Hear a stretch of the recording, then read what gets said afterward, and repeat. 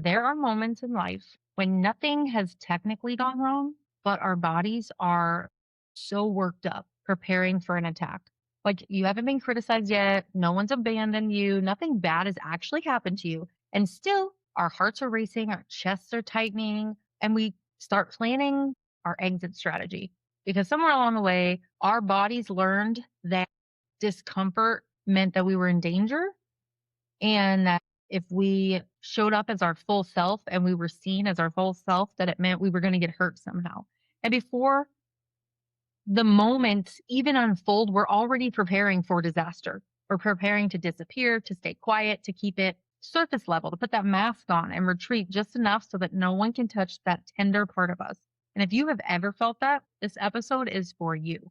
Welcome back to The Reclaimed Woman, where reclaiming your peace, connection, and honestly, your life is our favorite topic. I'm Jess, mom, cycle breaker, certified family life coach, and this is for the moms doing two bold-ass things at once, parenting their kids and reparenting themselves, because that is like a lot. Around here, we talk real-life parenting, but we also talk about what's underneath it, the nervous system stuff, triggers, boundaries, repair, and how to build self-trust when you've been running on survival mode for years. And just so we're clear, this is a compassion over judgment zone. We can hold nuance. We can tell the truth without demonizing people. We can understand patterns and know that everyone has a story and everyone survives in a different way without excusing the harm that may have been done. Safety always comes first here. So if that sounds like the kind of community that you've been needing and the kind of support you're looking for, hit follow. I would be happy to grow alongside you. So a lot of us learned really early that if we were honest in how we felt and who we were, that it made us too much for other people to handle. If we mentioned how we felt, it led to us being dismissed or some kind of conflict, or we were shamed or guilted. And we learned that if we were vulnerable, it didn't bring us the closeness that we thought it would, but it brought more exposure and distance. And so now, even as adults, our nervous systems do not wait for proof. They react to memories and to evidence that they think that they've built. So they tell us, like, if we say the real thing, we're going to regret it. Something bad will happen from that. Or if you stay in this moment or within this present circumstance, that you're going to be judged or outcast. If you don't manage this moment just perfectly, you're going to be rejected. And here's what's really annoying is that shame doesn't always tell us to run away loudly. It whispers in the back of our mind, those little thoughts that pop up, just telling us, just pull back a little bit. Don't say too much. Don't ask for support. Don't make it weird. Just disappear quietly. Oh, look, that laundry pile really needs done at this exact moment when I should be handling this other thing, but that feels hard. So the laundry needs done. My work needs done. The dishes need done. I'm busy. I have to run my kids to this or to that. We find ways to fill up the time and the silence with all these other things because that's what helps us disappear and stay out of that discomfort. That's what helps us pull away. But you know what's kind of fucked up is that the stuff that we often call being mature or keeping the peace or being the bigger person is actually a really sophisticated way of our body protecting ourselves. It is sneaky as hell. And so sometimes we don't recognize it and it keeps us lonely and it adds salt to the wounds we're already feeling because discomfort isn't always a warning sign. Sometimes it's just that it's unfamiliar and we perceive it as a warning. Like there are so many times where you feel the urge to put on that mask and perform your way through, right? To explain yourself better, to smooth things over and people please and have that smile, keep it polished so no one sees what a hot mess you truly are, right? I know, I've been there. Sometimes the bravest thing that you can do, though, isn't saying all the things perfectly or explaining yourself perfectly or showing up perfectly. It's just staying when your instinct says to run or to shut down, staying when your body wants to retreat, staying when you don't know how any of it's going to land or what's going to come of it, and not to convince anyone, not to fix stuff, right?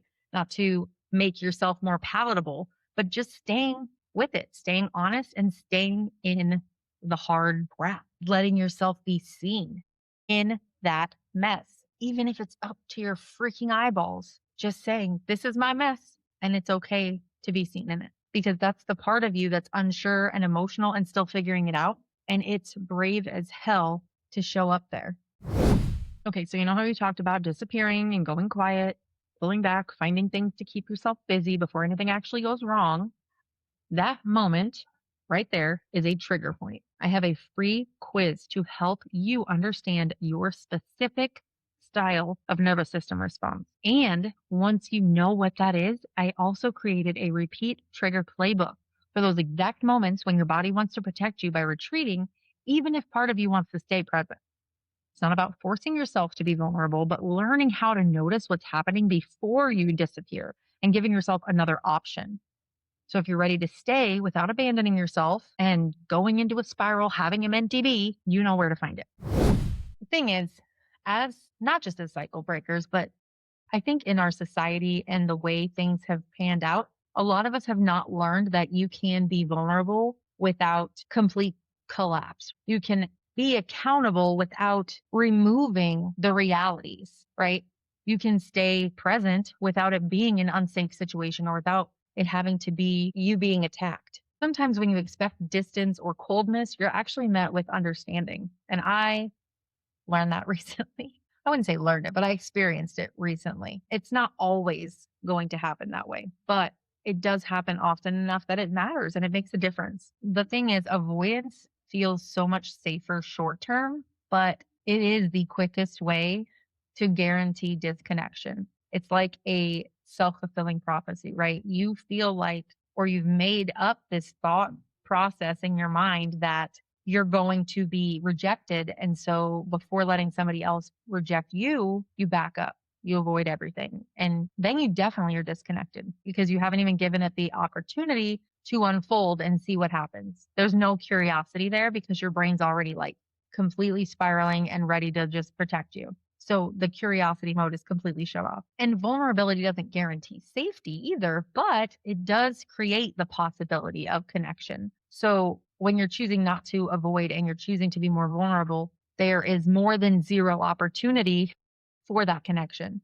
Because when you're avoiding, you're literally giving yourself no opportunity to have that, to grow the connections with the people around you that you are struggling near having conflict with, or whatever the circumstance may be. Being vulnerable matters so much because it opens that doorway to connection. Because real community isn't just proven in comfortable spaces, it's revealed within the discomfort, within the hard seasons of life. It shows up when you're not disappearing, when you don't harden yourself, and when you don't pretend that you're just unaffected by things. And I have to say, with experience, there is something deeply healing and regulating about being seen and heard and laying it all out there and not being punished or criticized or attacked for it. And let me tell you, as someone who has grown up with a narcissist parent, that's a deeply ingrained story in my head that there will be manipulation.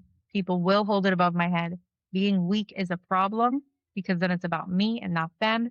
And it's selfish and whatever else comes up. It's so healing to realize that you can be imperfect and still belong to people when you find your people. And you can take responsibility without being shamed or guilt tripped or manipulated. You can be human and be held and not have to walk away fixed, but walk away from conversations feeling less alone and feeling held and removing some of the pressure that may have built up. And it's so hard as adults to find those communities. But truthfully, the only way to find them is to be the first person to take that step and to open up a little bit.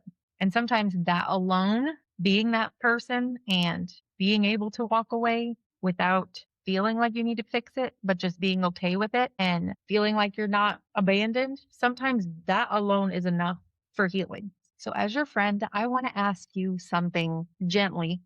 What are you assuming the worst about without actually checking in? What conversations might you be avoiding because you're not sure how it's going to end? Where have you learned that you need to hide instead of just staying curious and being open? Obviously, you don't have to spill everything to everyone. You don't have to trust everyone. You don't owe vulnerability to toxic and unsafe people, of course. That goes without saying. But sometimes being in it just a little bit longer, just pushing yourself to be a little uncomfortable a little bit longer is safer than staying guarded. Because the reality is, you're putting yourself in danger when you're hiding from the things that could heal you and could result in huge amounts of growth for you. And sometimes discomfort isn't going to be dangerous. Sometimes it's honesty knocking at your door and telling you it's time. If you are like me in a season where everything feels tender, where you feel like you're just one thought away from just breaking down and having a full mentee D, be gentle with yourself. Give yourself some compassion, give yourself some grace, allow yourself to feel uncomfortable and know that it doesn't mean that you're doing something wrong, that you're messing it all up, because it doesn't. It's part of our human experience. It doesn't mean that you failed. It doesn't mean that you have to hide yourself. It just means that you're finally allowing yourself to be seen as you are and you're stepping into who you are. And it takes so much courage to do that. It's okay to not be okay. It's okay to not have it together all the time. You are a human, and that is all part of our experience. You may not even like the way someone responds, and that's okay too. You can be uncomfortable with the way they've responded, but at least then you know, and you haven't avoided it and then questioned what was going to happen or made choices based off of something that wasn't even true. If this resonates, send it to someone who's been carrying a lot quietly. Send it to someone you may not even know if they're carrying a lot quietly, but you can feel that something's off. They may need this. You're not meant to do it alone. None of us are. And whether we're right next to each other, holding each other's hand through the hard, or sitting listening to a podcast, it is so freeing to know that we're not alone in the hard and that it's life. And we can learn to be proud about living out a hard life with courage and honesty and stepping into our full self. Alrighty, friend, if this episode hit, helped, or made you feel a little bit less like a hot mess doing this all by yourself, I'd love it if you would take a second and leave a review. It helps this show reach all the moms who are still sitting here thinking, is this just me? Am I freaking crazy? Because that's really the whole point. And if something came up for you, questions, thoughts, or a topic you would love for me to talk about, come tell me. You can message me or use the link in the show notes to share what's on your mind. This show is shaped by real stuff that you're living, not just what sounds good on a content calendar. All right, take a deep breath, take what you need, and leave the rest. And I hope you have a stellar week.